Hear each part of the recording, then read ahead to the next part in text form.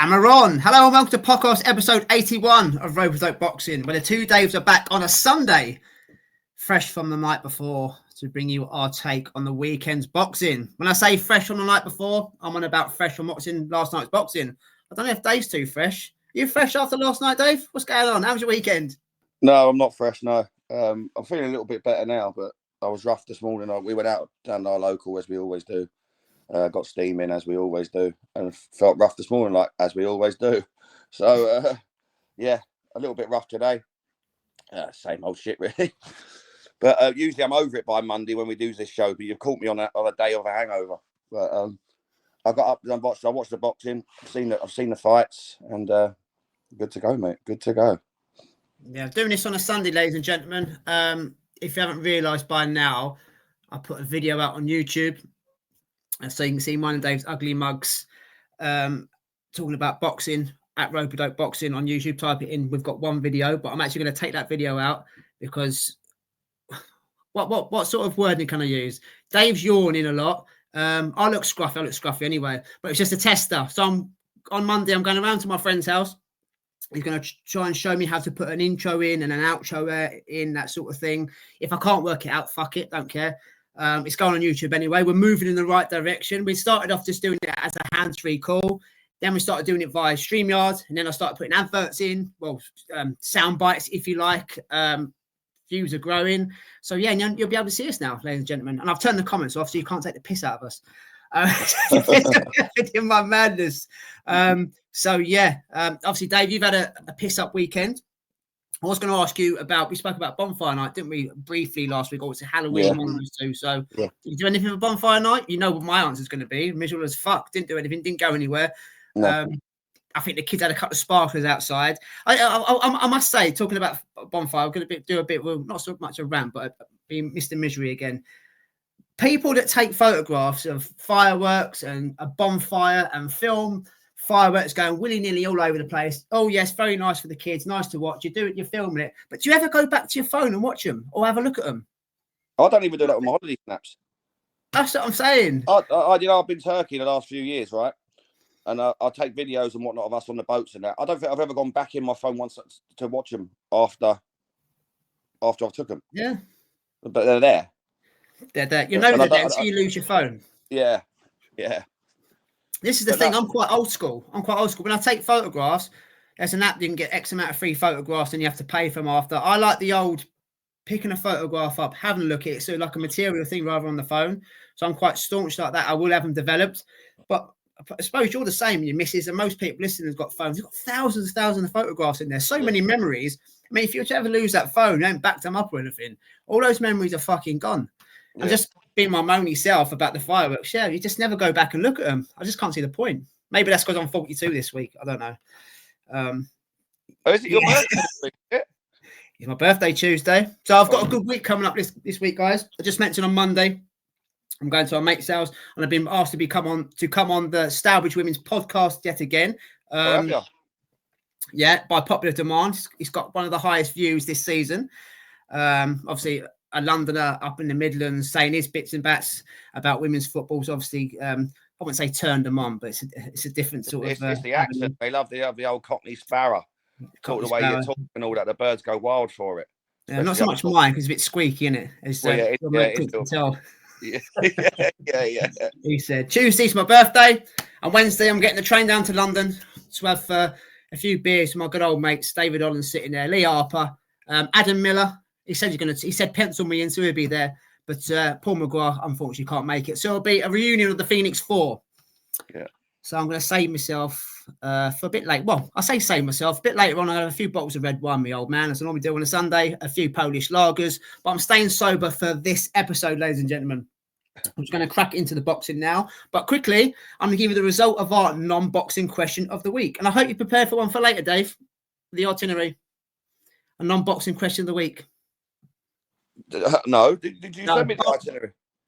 I sent it to you yesterday. He was out on the piss and just clicked like today. But we'll get one. We've just spoke about a few things, so we'll get one. Anyway, the result was, the question was, if anyone didn't see last week's episode, I say see now, so you can be able to watch it. Us in the UK, do we give a fuck about Halloween? Yes or no? And we've got another Rope Up Boxing fact. No one in the UK gives a fuck. 80% you said no, we don't care about Halloween. So next year, Dave, the story you gave last week when 10 past 10, whatever it was, the door went on Halloween night, you told Holly to go and answer the door. Next year, you don't need to do that because you know why? We don't give a fuck about it in the UK. How about that? Yeah, correct. Yeah. Should we move on?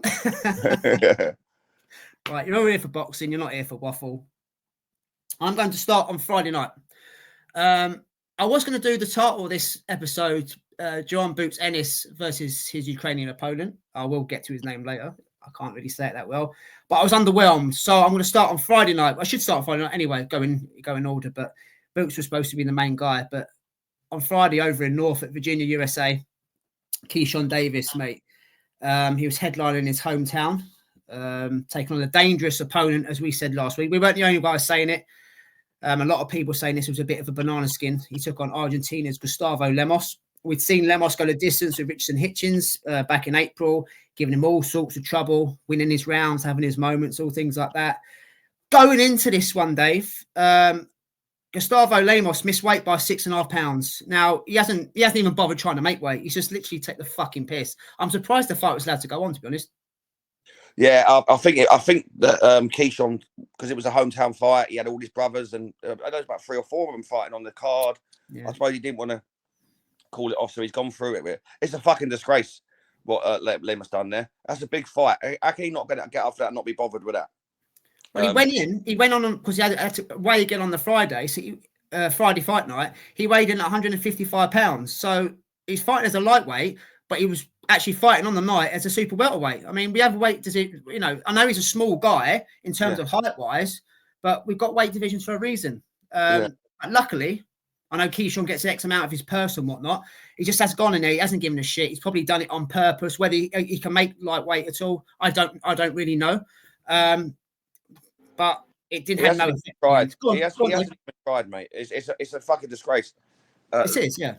And like I say, I know that Keyshawn Davis, and do you know what? Justice was done with it, because we'll go on to the fight in a second. Yeah. But 6 pounds is a joke. Like, so the odd pound here and there, it can happen. You can misjudge it or whatever. But 6 pounds is a disgrace. He's just come in and he hasn't even bothered. He has not even bothered. And I don't like that at all. No. But it said justice was done, mate. Just spoke there about Richardson Hitchens having trouble with him over 12 rounds, 36 minutes. This was only a 10-rounder, but Keyshawn's had a look at that Hitchens fight, and he's thought, I don't want any of that. You tell you what I'm going to do. I'm going to do Keyshawn Davis 2.0. Because that was a version. We've seen him got knockouts in the past, but I've never seen him fight like that. It's like he worked Lemos out within a round, and he was smiling, he was laughing, he was in cruise control. And then we've got a great stoppage, we've got probably one of the knockouts of the year contender. He was a spiteful little bastard. I thought, what the fuck is this? This is the Keyshawn Davis I didn't realise exists. Yeah. We've normally got the pivot. We've normally got the head movement, the feints, the lateral movement, the speed, the hands, the range control. He had that, but on the cherry on top, mate, he took him out. What a fantastic knockout to win the night. Absolutely brilliant. I mean, I said it was going to be a hard night's work. I thought he'd get it done by points. Definitely not like that. You said it was going to be a banana skin. You wasn't on your own. Lots of people said it. Super impressed with what I saw from Keyshawn Davis on Friday night, mate. Really impressed. Well, I said I wasn't sold on him, leading up to this, and I actually backed Lemos to cause an upset. I felt there was an upset on the cards there. I don't know where this performance came from, mate. It was unbelievable. I couldn't, I'm not saying I didn't think he could do it, but no one was talking about him. Not like this. He's not. That was, he went in there with some spite, bad intentions. Different to what we've usually seen from him. And he fucking destroyed him, and that's what and obviously what went on before for the 6 pound. I'm glad that's the way it went. Yeah. Because he got what he deserved, really, for being unprofessional. But now Keyshawn Davis, that was exciting. Now you're only as good as your last fight, and we said this for last week. But you're looking at that now, you're thinking, wow, like I'm like, where's this guy been?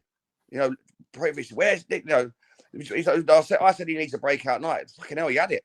He had that, but for me, he had it there. I know hindsight's a wonderful thing. And now everyone to turn around and say, Lemos wasn't really, a world beater and whatnot. But he was a hard night's work. He was meant to be a hard night's work, and he was for Richardson Hitchens, but not for Keyshawn Davis. He absolutely destroyed him.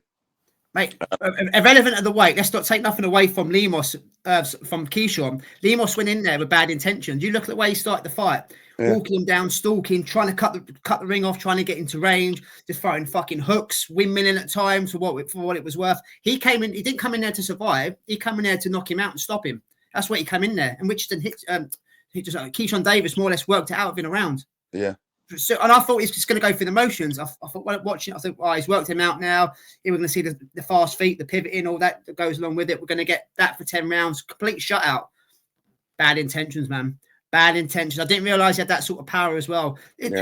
First, when he knocked him down first, he went to get back up, didn't he? Yeah. And the legs are gone. It's bound to be on ice. He fell back in the fucking corner. Yeah. And then he smelt blood. Keyshawn smelt blood. Didn't know he had that about him either. So really high on him. Really, really high on him. Sometimes you just nail it down. A bit like I keep mentioning Hitchens. We haven't really seen that from him yet, have we? So we don't know if he's got that next level. Keyshawn showed he's got that next level. Against a guy in 30 fights, it's never been stopped. Yeah. I don't know if he's been down in his career, but he's never been stopped like that and hurt like that. No. Major kudos to him, man. Major kudos. Yeah, I totally agree. Like I say, I said to you, I wasn't 100% sold on him. But I'm not going to go in here now and say I'm fully on the train. But that was a fantastic performance, and he did show something that we've never seen before, and that's a sign of a great fighter for me. That is a sign of a great fighter. He's shown another facet to his game, and he's fucking destroyed him. And it looked good. He looked happy. He looked content. He loved his homecoming. He seemed really, really at ease with that. And he put on a fucking show. He really did put on a show. And now he's calling out Tank. He's making noise, and fair play to him after the performance like that. Why not? Well, he's calling out Tank, isn't he? He's not going to get that fight. I don't think he's going to get that fight. Obviously, two different promotions. Yes, before you mentioned shout about Uncle Turkey, I totally get it. But Tank hasn't been involved with Turkey yet, and Keyshawn is still really a prospect to an extent, prospect/contender now, if you like. And they mentioned the Dennis Berinchyk fight, and I get it. They all mention the Berinchyk fight because out of the four champions in Tank and Shaka and Loma, he's the weakest champ. But I think the sanctioning bodies nowadays, they need to have a kick up their arse, especially in this division, because you've got William Cepeda, who is fighting this weekend against Tevin Farmer on the All Latino card. He's ranked number one with all the four sanctioning bodies. So I don't understand why none of them are sort of mandated him to fight the champions. I think there was a situation where he was mandated to fight, it might have been Shakur, but then his wife had a baby. But this was all rumor mills and things like that. And then you've got this guys in the same stable. You've got Moratella is in the same stable, and we just saw Floyd Schofield the other week. This with Golden Boy. You've got Andy Cruz, probably about the same level as, in my opinion, the same level as Keyshawn Davis. Andy Cruz, there's history there. Andy Cruz has beaten about 4 or 5 times in the amateurs. And then you've got names to have on resumes like George Cambosos Jr. Whatever you think of him, you get that on a Keyshawn Davis resume. You have a look at that. The former unified champion. Keyshawn's done a job on him. So there's all different options, different ways to go with him, So, but they are chasing the Berinchyk fight. And I totally get it, Dave. He's the easiest of the champions. So they're all chasing that one. Then you can start talking Tanks. Then you can start talking Shakers, So whatever way it goes, mate, it's exciting times now after what you've done on Friday night, sorry. Yeah, it is, mate. Yeah, like I say, all them names there, fantastic fights. But that's what he needs to be going in with now. He's put on a really good performance there. So again, we talk about it needs to be names next. Keyshawn Davis is in that, and and he's making the right amount of noise. He is making the right noise.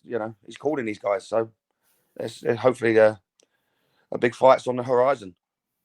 Definitely, mate. When we done our predictions last week, guys, I just threw in Abdullah Mason. Still one of my favourite fighters. Still one of my favourite prospects / contenders. I don't think there could be prospects after 15, 16 fights. Take it as what you want. But I come out of a round. Dave come out of a round. I didn't give his opponent any sort of respect. And I nearly had egg on my face, Dave. Nearly had egg on my face. We've seen one of the best knockouts of the year. And we've seen probably one of the best rounds of the year. Round number 2, Abdullah Mason versus Vasquez. Can't remember his first name. Just read his name in my notes. You know what annoys me with Twitter? always go back to Twitter. So Abdullah Mason, ladies and gentlemen, you haven't seen it. He was put down twice. Flash knockdowns, in my opinion, but he was put down twice. First time in his career. First thing you see on Twitter, oh, he's not that good anyway. Oh, he's a fucking night job. Who said he's this? Who said he's that? He won't do anything. He won't do this. Yeah. I'll tell you what, ladies and gentlemen, that's the best thing that could have happened to him on Saturday night.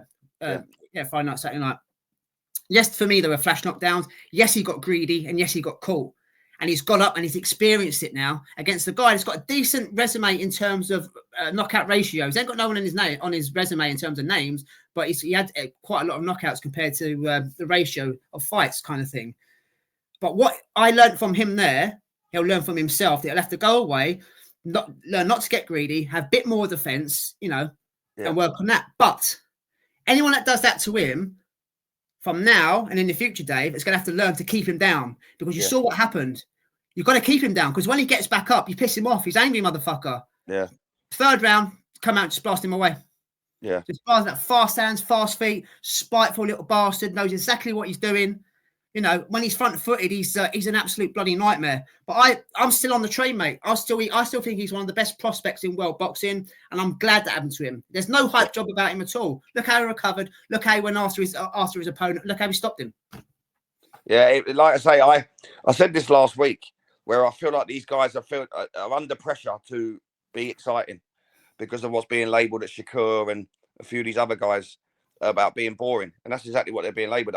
We don't think they are on here. We know we like seeing the sweet science and whatnot, and I feel like they're taking more chances. Goforth was the same last week. Abdullah Mason was this week. I feel like they're under pressure to not have that label over them, and they're taking chances that they shouldn't usually take. But you glad he got a chin check though? Yeah, I think I'm with you. I think it's the best thing that could have happened to him, because he finds out about himself earlier in his career than he does if it's for a world title or against a world champion.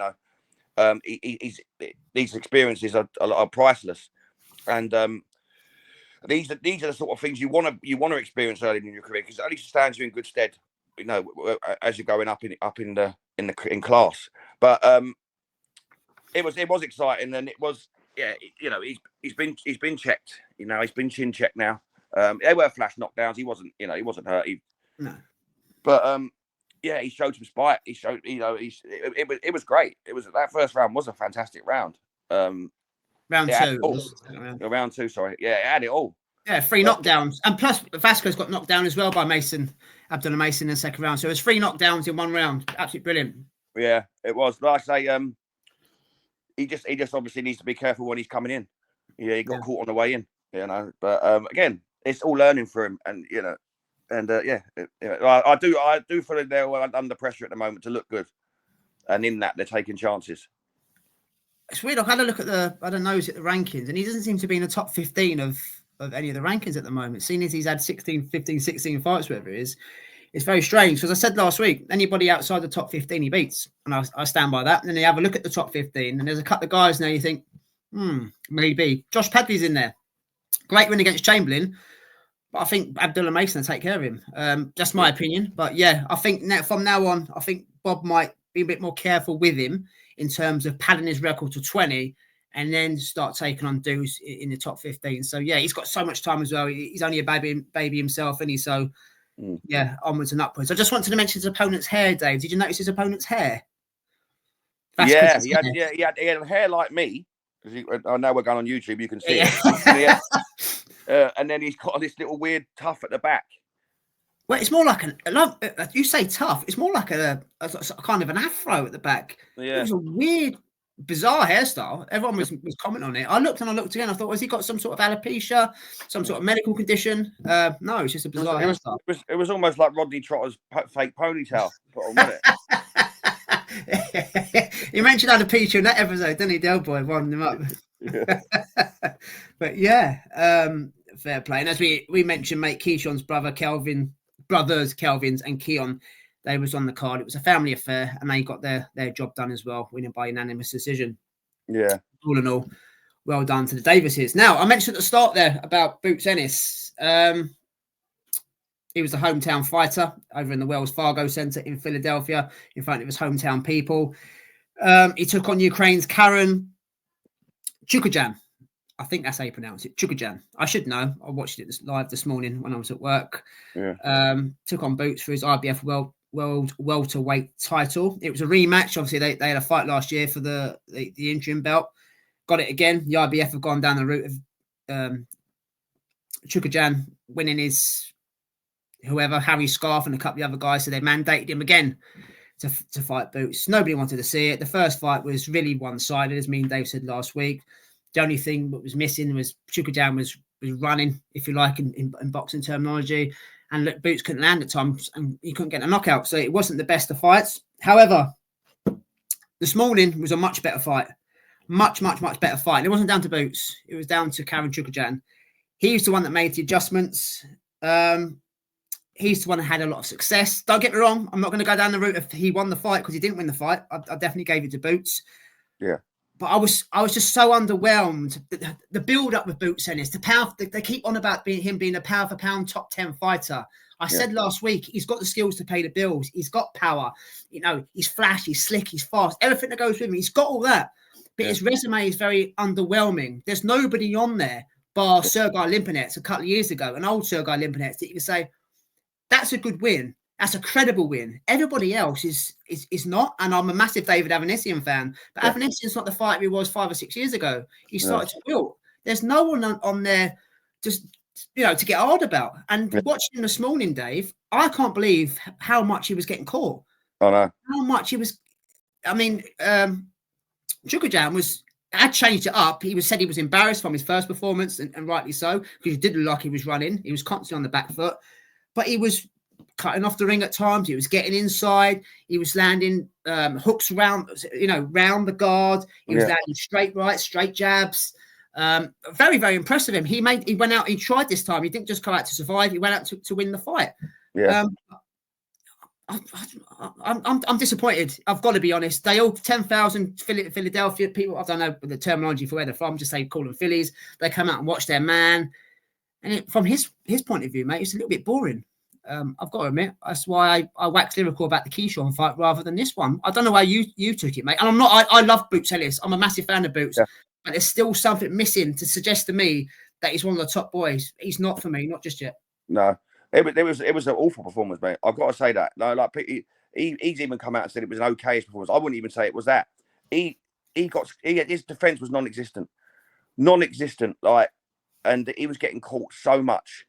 During that fight, yes, he did win the fight, and he'd have spells where he turned it on and threw some good combinations and looked the part. Then, I think he dropped him in the 5th, didn't he? I'm going to ask you about that. So you dropped him in the 5th.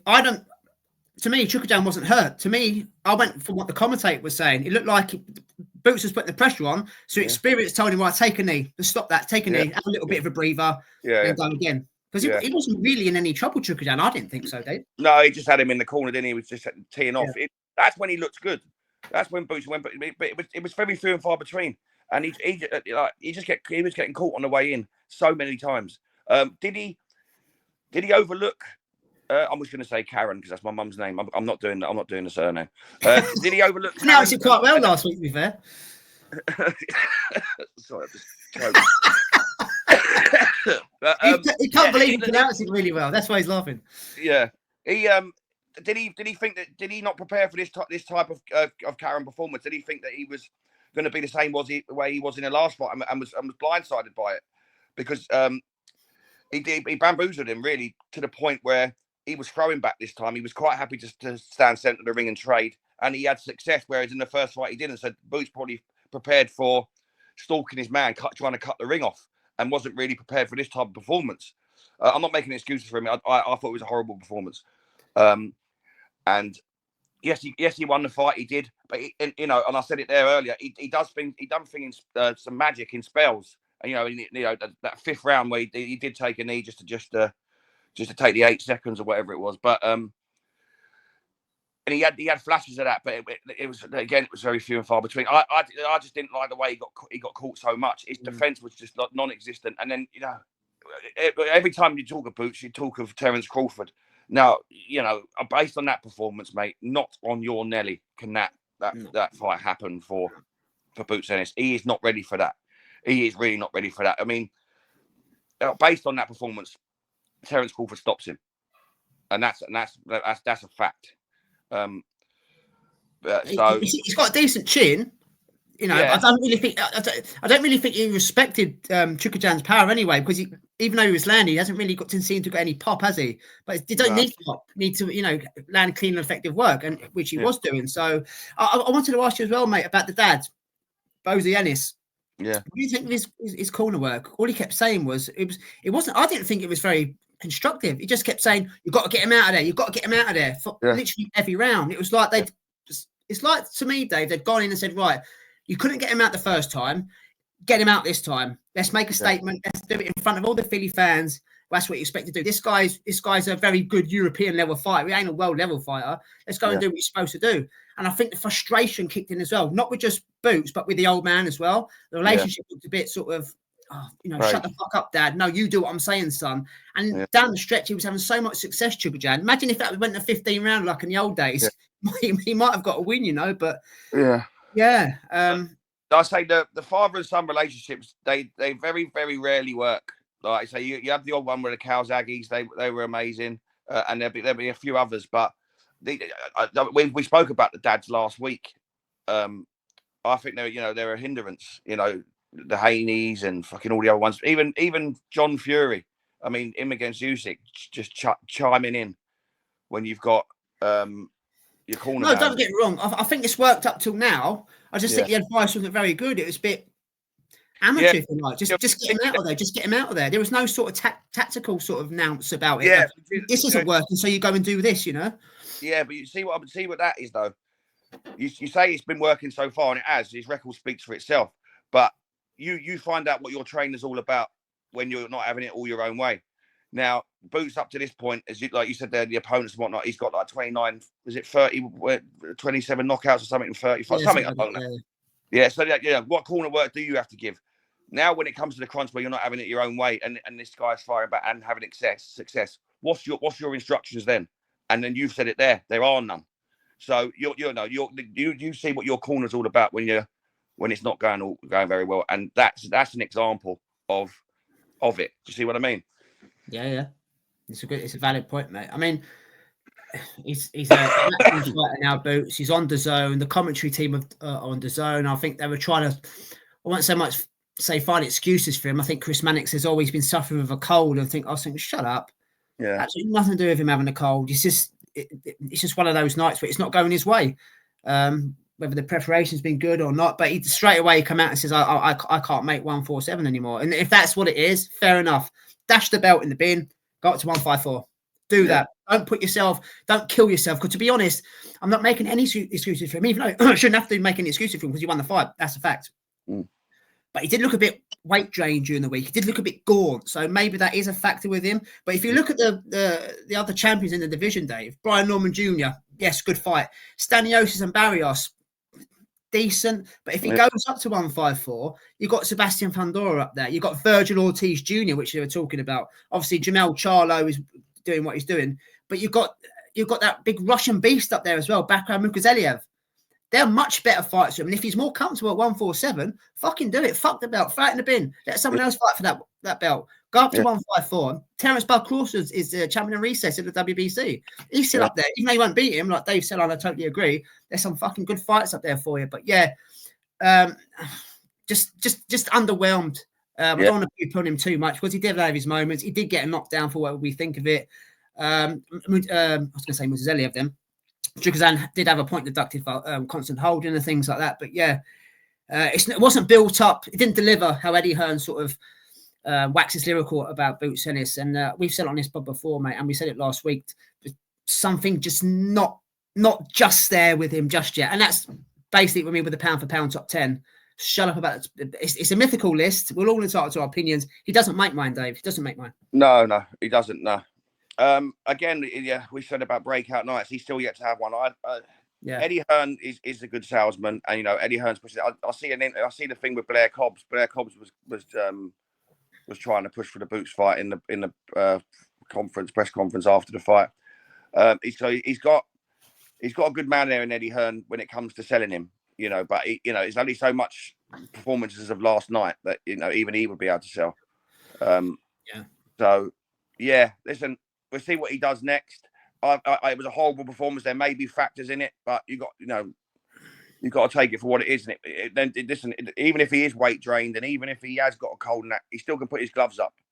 And he had that's no excuse for having no defense. And that's what he lacked last night. And that's really the long and short of it. You know. I think Oscar De La Hoya will be preparing his. He'll be doing his notes now for his clapback Thursday, won't he? He'll be all over that. Oh, he will, yeah. Oh, I can't wait for that on Thursday, mate. Good old Oscar. On that card, only one superstar for me, mate. By a country mile, 2-weight world champion, the legend slayer himself, Jesse Ban Rodriguez. His opponent, Pedro Guevarra. Never been stopped in 47 fights. He was an ex-world champion as well. We didn't really elaborate too much on him last week. He was obviously the interim champion, so I didn't have a problem with the fight per se, because the WBC's done something right, putting the full champion in with the interim champion. He had a split decision loss to a legend in Kudros back last year, and he was the guy that beat Andrew Maloney. Do you remember Andrew Maloney in Australia when he kicked off and said he was going to retire and all that sort of thing? So Pedro Guevarra was that guy. But as we said, mate, he's taking on Ban Rodriguez. He's 24 for fuck's sake, and he's doing this to dudes. He's special, elite, world class. He's just got the lot, and it's very, very frightening that a guy down at these weights at the age of 24 that's got natural power. I mean, his foot fake last night to land the shot with the uppercut. I mean, that was amazing. That sort of stuff you can't teach. It's like his natural given. He's going to look like it's going to be your fight of the year, but I think it's going to be mine as well. To go and do that to a guy that no one's done that to ever in all those fights. Yeah. You know, I saw things with Sergio Moore in the week saying this is going to be a massive test for Ban Rodriguez. Don't sleep on this guy. He's done this to Maloney. He's done that to someone else. Ban Rodriguez is the real deal, but he's going to have problems. Worked him out like that again. Bit like Keyshawn done. Worked him out in a round, stalked him, cut the ring off, took him apart. Fucking amazing. And the guy spat his gum shield out. He was done. Yeah, he was done, mate. What a guy. Like I say, you know how high I am on him, and I said it last week. I fucking love Ban Rodriguez. He's my favourite fighter at the moment. For me, he's the best fighter in the world at this current. He is. I know we talk about you in the age when we do, but Ban Rodriguez is just unbelievable, man. He's just like you said. He's 24 years old. We could have another 10 years of him. I mean, he's class. Frighteningly good, isn't he? Frighteningly good. It's frighteningly good. And to watch him. Yeah. And like I say, that uppercut, I've never seen an uppercut thrown from that angle before. It was amazing. Amazing uppercut to end it. You said, he spat his gums out into his glove and he was just holding it. He was done. Class. Just a class apart. Everything he does, his footwork, you see him as well. He's got like these little glasses that he wears. He's almost like Clark Kent. And he just, like you see him out the ring, he just looks like a really nice guy, like a humble guy. He gets in that ring and he's an animal. There's so much spite in what he does. He looks like a guy you'd bully at school. Let's be honest. Yeah, imagine that though. I know, yeah. Fucking head clean off. But but yeah, he does. There's no like nastiness in him. You know, like he doesn't trash talk. He doesn't do any of that sort of thing. No. He goes in the ring and just does the business. And he took this guy apart. And it was a great performance. I honestly, mate, I love him.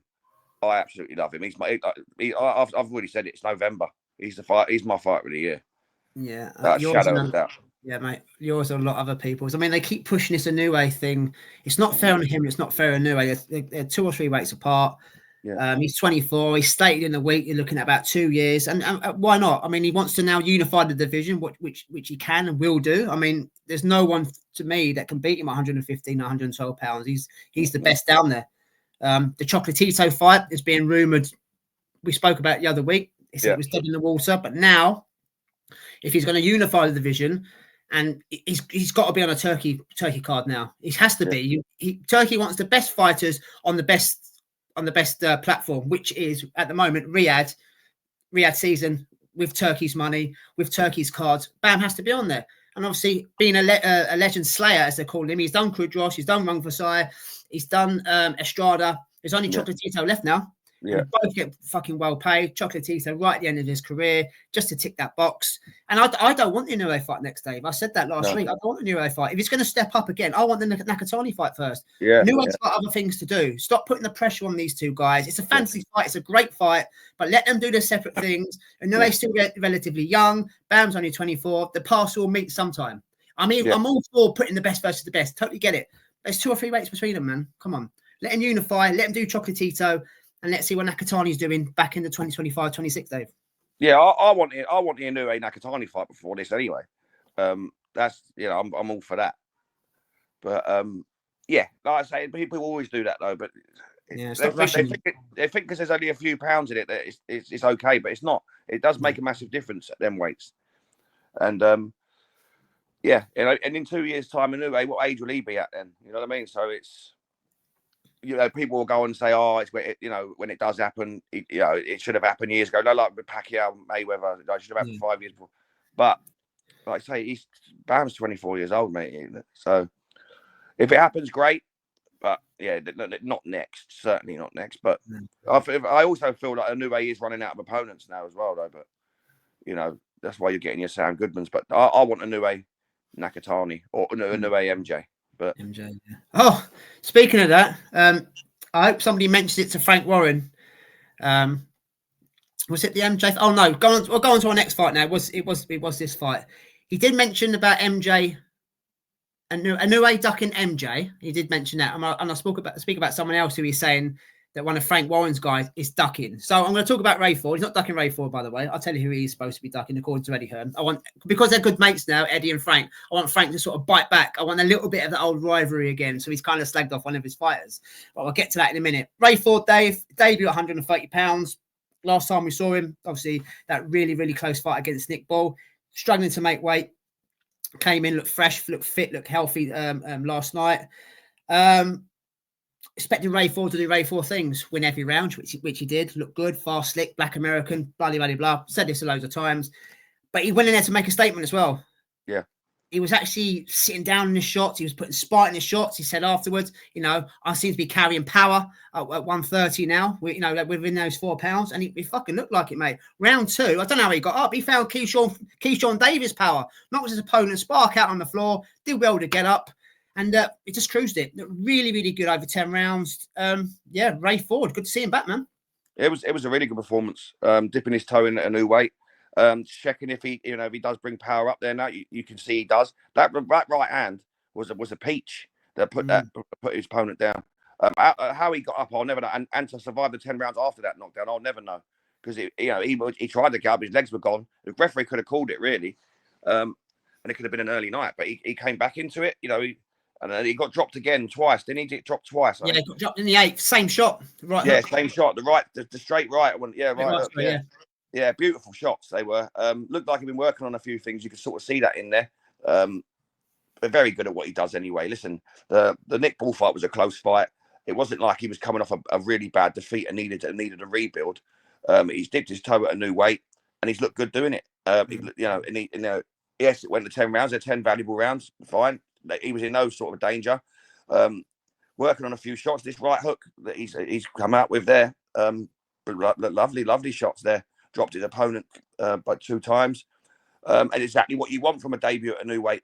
Got a lot. Ray Ford, he's a really good fighter anyway. We know that. And onwards and upwards now. I don't know. I mean, is he gonna have a couple more at this weight, or is he gonna go to something meaningful? That's what we need to know now, because obviously he's a former world champion, so he won't have rights, but he'll get a shot quicker than most.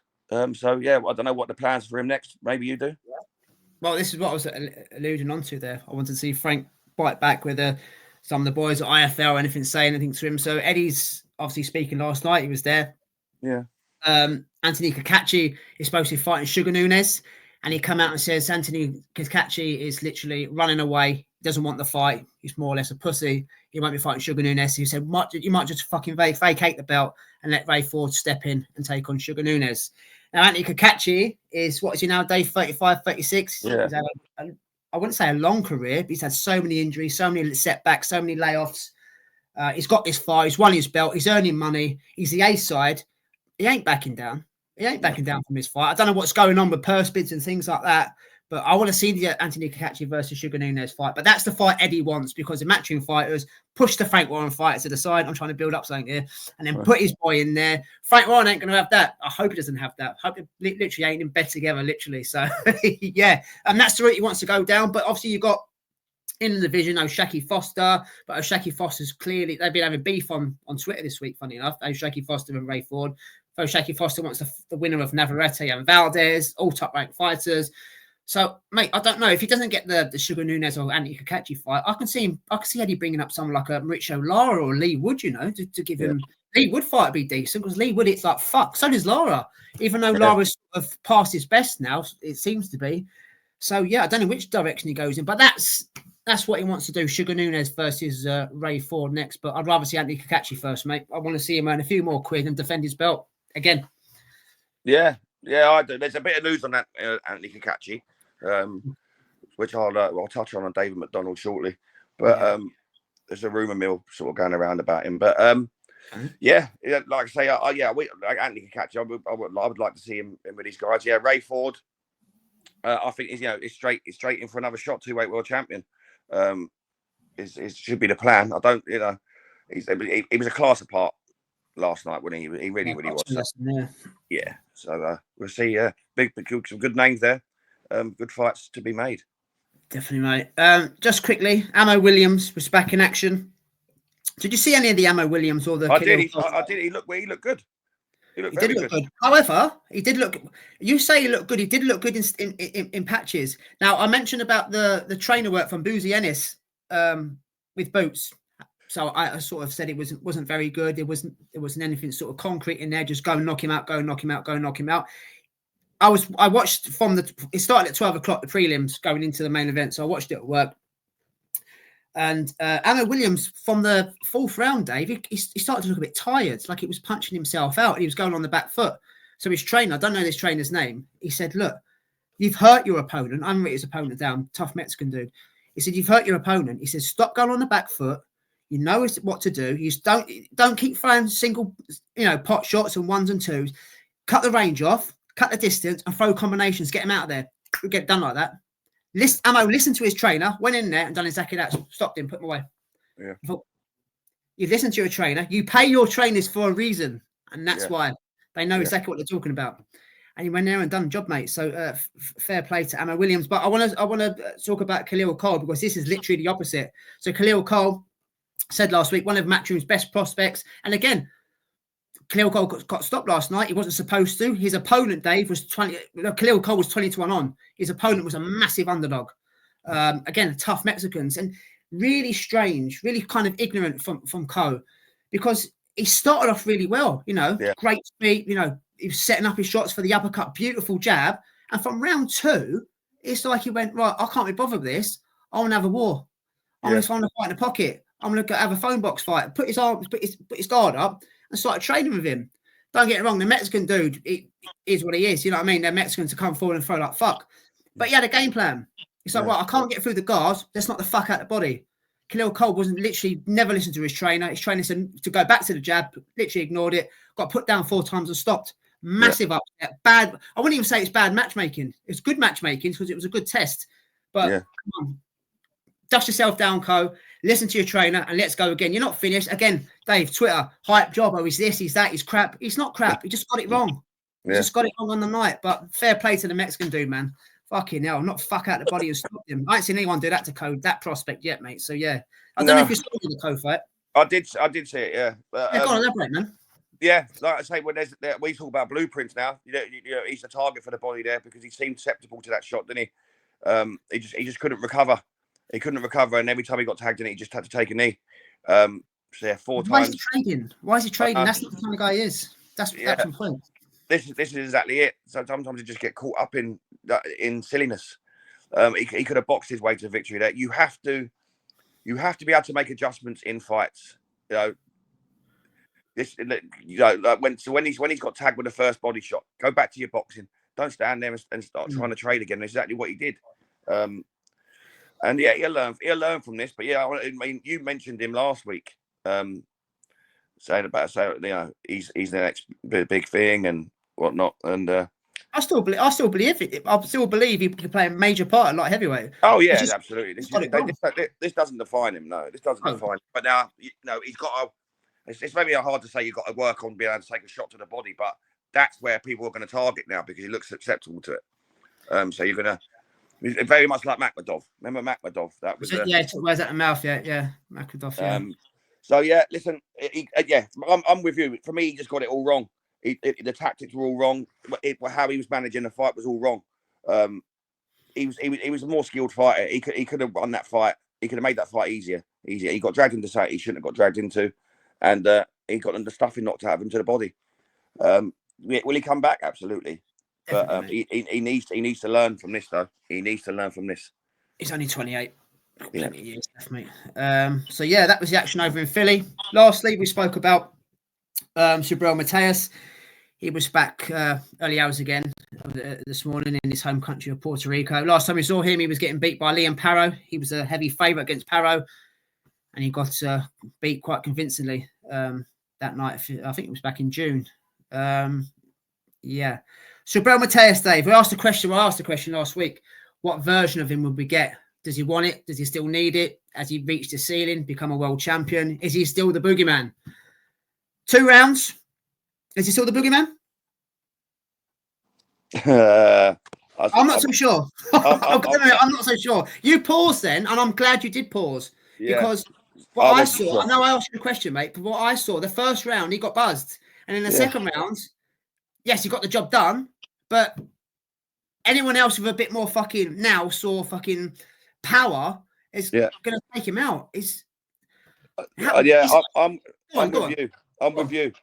with you. I paused there because I don't come away from this performance thinking this is this is a second coming. I didn't feel that from this. Well, yes, he got the stoppage, but I didn't think it was a wow factor sort of performance where he's gone in there and absolutely just destroyed him. Yes, he got the stoppage early, but it wasn't that type of performance. You know what I mean? I didn't come out of it thinking, wow. I didn't get the wow factor. Do you know what? With Matias, nothing's really changed. It's obviously had a bad night against Parro. He's come back. He's taken this level of opponent. The opponent's hit him hard the first round. He's hurt him. He's reset. He's gone and done what he's had to do. Don't give up when he got the stoppage, should I say. He didn't really sit down in any of his shots. It was quite a lazy sort of left down to the body and head. But what I noticed more, the lack of defense from Matias. He's quite reckless anyway, but he's got God-given power and things like that. That's why he's been called the boogeyman. That's why he's got so many knockouts.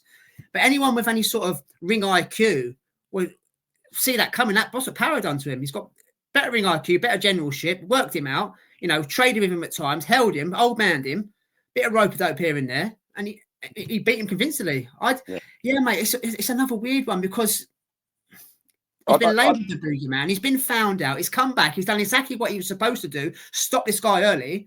But I don't know, Dave. I don't know if I'm still as sold on him.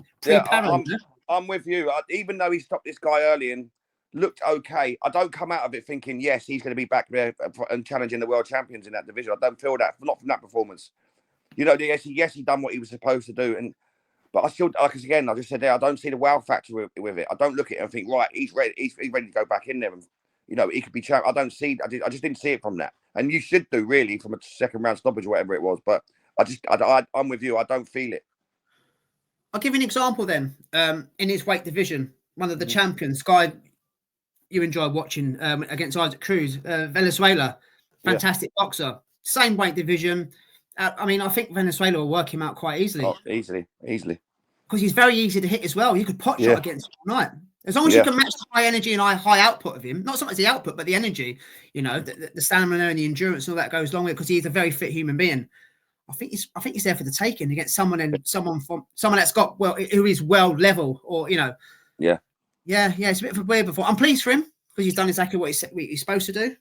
Be interesting to see where he goes next because he is still kind of high risk, low reward. I don't think it's going to match him anymore. So the likes of a Jack Catchell and Devin Haney and even rematch with Liam Parro, they're not going anywhere near him to an extent. So does Teofimo Lopez take that fight? I don't know.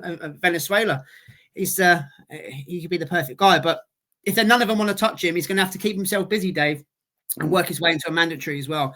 Yeah. So it is what it is. But fair, end of the day, fair play to him. So that was our boxing for the weekend, guys. Pretty decent. So, as I normally say, who was your performance of the week or performer of the weekend? You know who it is, mate. You know who it is. Jesse Bam. Oh, you're going for Bam? I'm going for Bam. I love him. I love him. So, yeah, I'm going Bam. Who are you going for? I'm going for Keyshawn because I didn't expect him to do that. I thought you was going for Boots. No, I was underwhelmed, not overwhelmed. No, I've got to go for Keyshawn, mate, because I didn't see that type of performance coming from him. Not that early. To work him out within the rounds, and I'm not going back on what I said. He was a dangerous opponent from what we've seen. Argentina's number one. World level fighter, if you like. Yeah, well done, Keyshawn Davis, and well done, Bam Rodriguez. They're the two guys that definitely stand out from the weekend. So we're going to, as I said earlier in the show, we're going to do a preview show on Thursday for the big Latino card. And obviously, you've got Amanda Serrano versus Katie Taylor 2, which we're waxing lyrical about. And I'm going to have a massive rant about Mike Tyson and Jake Paul. I'm not selling the fight. I'm telling you guys not to watch the fight. But we're going to do our usual bits and bats before we fuck off on this Sunday. So it's either David McDonald and his dongs, or have you conceded in the Martin Bakole files? Take it away, brother. I have conceded. I'm always going to chase him. Wait, just stay a champion in recess. Don't quit. I'll never give up. So whenever he puts something out there, I'm going to jump on it. But I've got it down to three people in boxing who I'm going to stalk next with. So I'm going to let you put up on the Twitter. There's a little curveball one here that you might like. But anyway, the first one, who's pretty active on Twitter, chats a little bit, who I might be able to get a tune out of. So I've got Peter Fury as one of them. He talks on there quite a fair bit. I've got Anthony Crolla. He talks on it a fair bit as well. They've all got not William as yet. I might use William, but they follow over 2,000 people. So that's what I've based it on. But I threw a little curveball in this morning, which you might like. Now I've seen this guy. This guy's a huge person. We talk about him on here all the time. Massively active on Twitter. But what he does, I've seen him block a few people for some comments and stuff. So he obviously reads them, and I think I could use a certain Mr. Hearn to get a follow from him. And I'm going to throw in there Oscar De La Hoya as a follow. And I'll tell you, like I say, he follows a couple of thousand people as well, but he's got 1 million followers. So he might be a hard one, but he's active on there. He does his clapback Thursday, so you can comment. So, and I feel like I could, maybe use Eddie Hearn as a tool to get a friendship.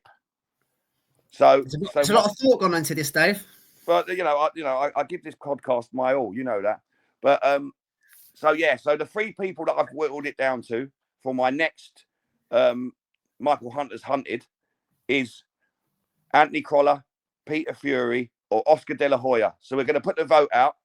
And I'm going to attack them. The thing is, with Michael Hunter, he was always putting stuff on there for you to react to. But Cody's not doing it. But these guys seem to talk a bit on there, so it will give me something to aim for. So especially with Oscar with his clapbacks and stuff, he's always on there slagging people off. So I feel like I could jump on his train and say how great he is and funny he is, and yeah, you're right, Oscar, and I might get a cheeky follow out of it. It'd be a big coup, but yeah, it'll be fun anyway. You're not going down the Adrian Broner route then? He'll probably end up slagging me off. I'll end up getting into a Twitter war with him. That would be interesting, wouldn't it? You were the king of slagging people off at school, and he's probably, for what it's worth, he's probably still one of the best trash talkers in the game. Yeah, it'd be a clash of the Titans. I'll give him that. But, he'd probably roll up on me with a fucking with a 9 shooter. Yeah. But so yeah, that's the three we're going to put out. Yeah, we'll have a crack. Bakole's always going to be there because again, talking to Bakole, he put out a tweet today in Congolese. So I just can't. Unless I go and learn Congolese, I've got no chance. He's playing mind games, mate. he is. And the thing is, before he spanked Jared Anderson, he was active. But yeah, he's above us all now. But I might go blank here because I'm going to read my news off of the pictures. Oh, yeah. Yeah, so for Twitter, guys, well, not for Twitter, sorry, for YouTube, we're going to be on YouTube, as you know. So Dave's going to go black now. Not blackface. He's going to go black. He needs to go off and read his note on his phone. So, but he can still hear us. He can still see us. I've got good connections today as well. So, yeah. Do your dongs. Yep. Then so it's David McDonald and the dongs. All right. Let's go, champ. Right. Now, there's a lot of back and forth from this, and it's still going to be ongoing, but we have to talk about it. A statement from Conor Benn has come out claiming that he's now been cleared of any wrongdoing by NAPD, the National Anti-Doping Panel, over his positive drug test from 2022, meaning he's free to fight again.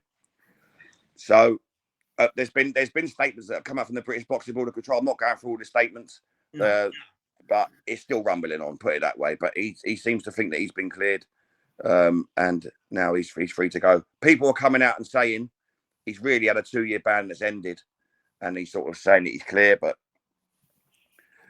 yeah, make of it what you will. It's rumbled on forever, boring. But it looks like we'll see him in the British ring soon. Yeah, mate, it's still all over the place, really, isn't it? It looks like his suspension has been lifted for what it's worth. I mean, the UCAD have got a right to appeal. I think they've got 21 days or whatnot. He's still got to apply for his British Board of Boxing Control license, which he dashed in the bin. Will they refuse him? Will they not? Obviously, there's a massive fight with Eubank and Ben being planned, so they'll want a piece of that pie. You just mentioned there about a 2-year silent ban, if you like. Has it been a silent ban? Because he's fought twice in America, so technically it's not a ban. Yeah, it's a bit of a shit show. Let's try and move on, to some degree. I think we talk about universal scoring systems in boxing. I think we need a universal or world governing body that literally does everything, mate, from scoring to ranking to belts to testing.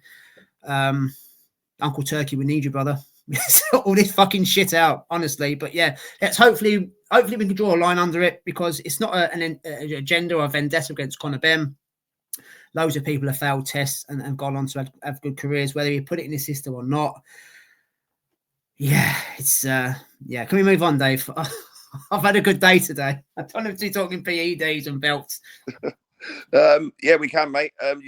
You touched on there, Mr. Turkey Al Sheikh. He was on. He put a bit of news out. It was very cryptic. Well, I say it was cryptic. It's not really cryptic, but he said today marks a new era for the Ring magazine. Stay tuned, and it's so you've banged on about it. We've read 80 episodes now.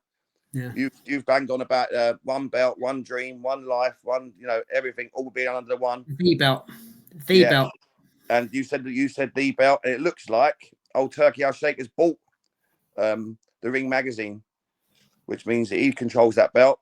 Do you know what I found out from this as well?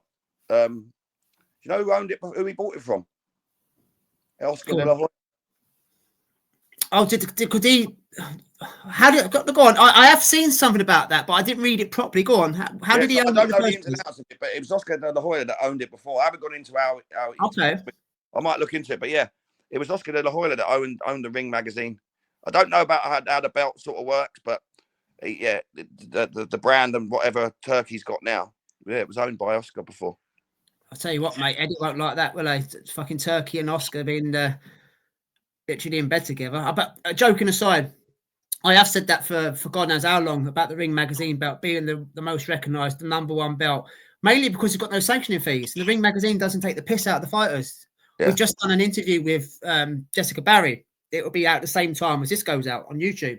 And we're speaking to her about sanctioning bodies charging all these people 3% for fucking bullshit, wanky belts that nobody really needs. And that this is the way to go. This is another piece in the jigsaw, mate. Said last week about the DAZN deal with Frank Warren, and I believe Uncle Turkey is affiliated with DAZN, even though it's not a sort of national news. I believe he's playing a part of getting all of the broadcasters all the promoters under one umbrella, DAZN being the home of boxing.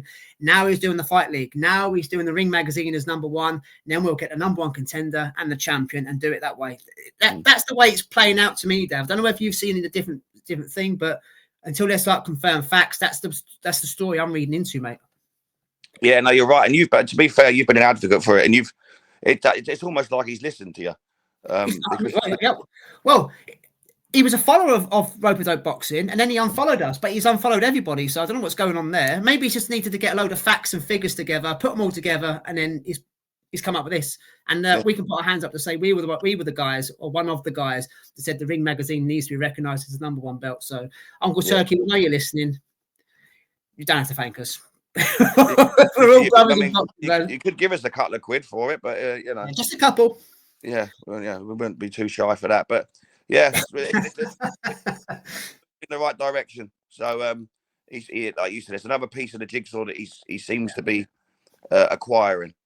So Eddie Hearn has said that he will be doing co-promotional shows with Frank Warren, separate to Riyadh season events, now that they're both on broadcast deals with DAZN.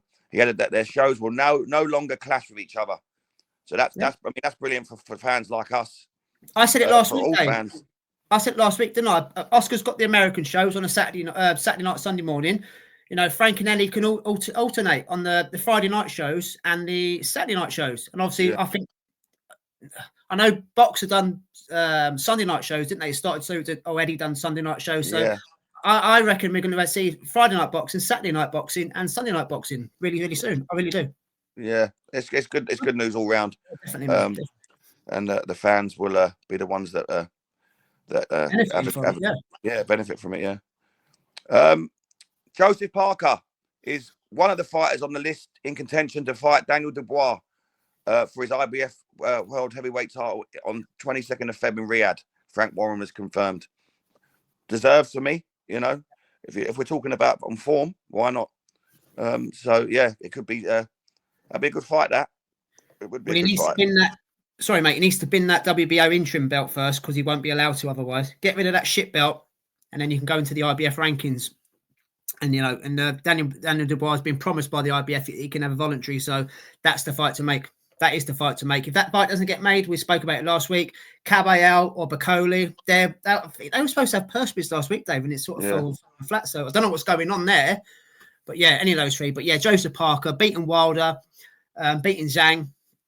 Yeah, definitely deserves his shot, mate. Really good fight as well, because I think Joseph Parker's a better fighter now than when he was champion a few years ago, I think. Yeah, he is. Yeah, he is. It's that relationship with Andy Lee works very well. I like that. So yeah, we'll see what comes of that. Shakur Stevenson has publicly declared that the William Cepeda fight is happening next for his WBC lightweight world title in February. They think this is a dangerous fight for me coming off a hand injury. Let's find out. Making big talk. I mean, if that fight gets made, fantastic. But yeah, it seems to be pushed forward. Looking like it'll be on a Riyadh card. Yeah, he's fighting next weekend, isn't he? Cepeda, our boy, gets Tevin Farmer. It's a dangerous fight anyway for Shakur Stevenson, without a hand injury. But Shakur Stevenson is a world-class fighter. So a clash of two different styles. We've been here and said all this before. Just get it on. Just get it on now. And I mentioned there earlier about the sanctioning bodies, Dave. William Cepeda's ranked #1 with all of them. Just one of you fucking just mandate one of the fights. Number one with the WBC. Suleiman gone in, just make the fight. Yeah. Make the fight now. Order it. Uncle Turkey comes in. Obviously, Shakur's now with Matchroom for X amount of times. Fight deal. Cepeda's with Golden Boy.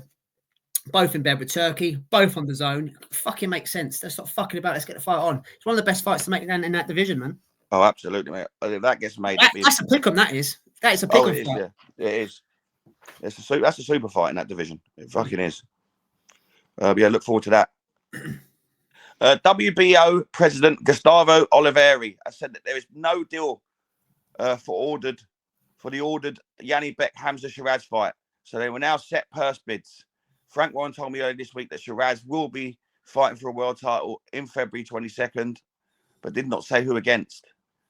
Yeah. So it has gone a little bit quiet on the old Hamza Shiraz front when it came to this. There was big talk recently. And it's gone quiet, and it worries me. It does and it doesn't. I've never accused Hamza Shiraz of ducking Yanni Beck. I don't think that's what's happened. We saw some news in the week about the Erizlani Lara fight being the fight for Hamza Shiraz. Obviously, Lara's a champion. He's probably one of the weaker champions compared to Adames and Yanni Beck.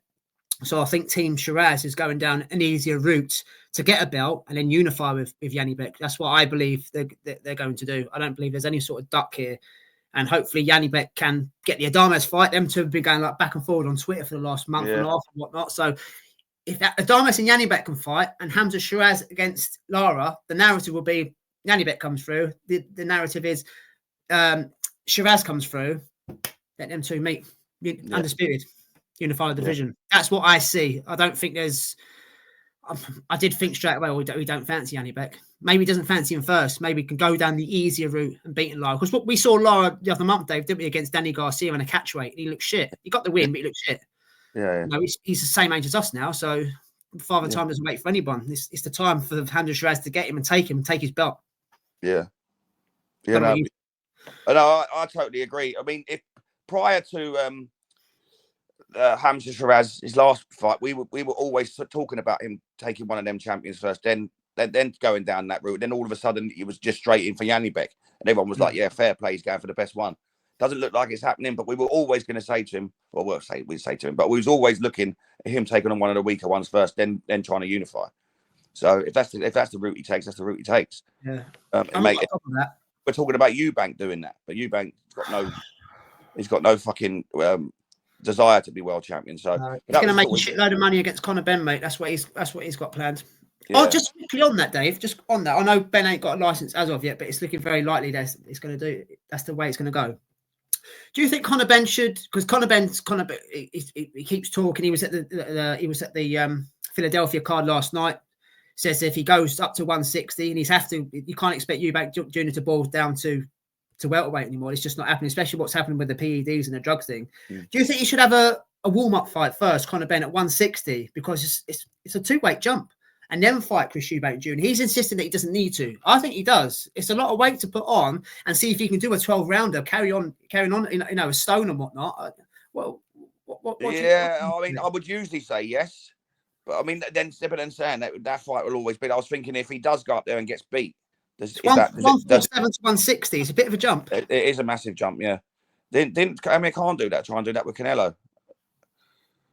And got found out. I'm sure it was. Yeah, like I say, I was more thinking down the route he should do that, and then I was thinking, if he loses, then the fight might not never happen, so he might not take the risk. But then that fight's always there just because of their names or their fathers. So yeah, in an ideal world, being sensible, you're exactly right. That's what you should do. But they're just desperate to get this fight going, don't they? So they'll just do it. It's definitely happening, mate. I think that's a banker for next year. Yeah, that'll be on a Riyadh card.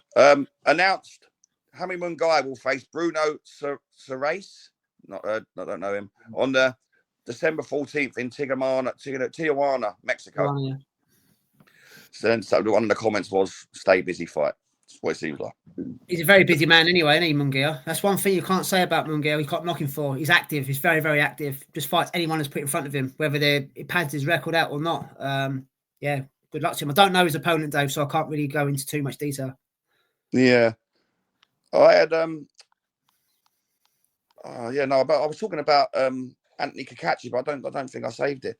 There was talk that's it for the day. We've got Don News anyway. Don. But I saw something on Anthony Kakachi and I thought I saved it, but someone was sort of saying he may vacate instead of fighting Sugar Nunes. I'll have to look it up, and I might mention it on Thursday's one. See where I saw that source. But maybe that's where Eddie's got it from. Sorry, mate. I was going to say maybe that's where Eddie's got it from. Yeah, that source. Yeah, I'll have to have a little look, see where I saw it, because obviously we're talking about earlier. But it was the news was that he was looking at vacating his world title rather than.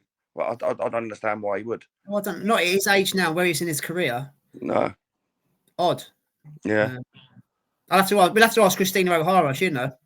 Yeah. We'll have to get her back on. School run. Yeah. Bless her. She needs a fight soon as well. They all do. The women they're not. It's just not happening unless you're a Katie Taylor or Sky Nichols or someone in these women. They're good fighters, but the opportunities are just not there, and it's unfair. Definitely, mate. Definitely. Is that your? Oh, you've wrapped up your dongs, haven't you? Yeah. So yeah, that's literally it. So what time is it? It's 4:00 on a Sunday afternoon. I'm just finishing off my relentless energy drink. I was at work last night. I've had about an hour and a half sleep. That'll do me now. So I'm going to have a couple of cans of Polish lager, and I'm going to crack into my Sunday roast and a couple of bottles of wine. What you got planned, brother? I'm going to watch Arsenal-Chelsea. Oh, yeah. I was making big boy calls in the pub last night with the lads that I've sort of met down there. So I'm going to come down there and watch it with them today. That is 100% not happening. So I'm just going to watch it indoors. And and just do fuck all, mate. Got work tomorrow, and just enjoy what left of the Sunday I've got. Yeah. Non-boxing question of the week.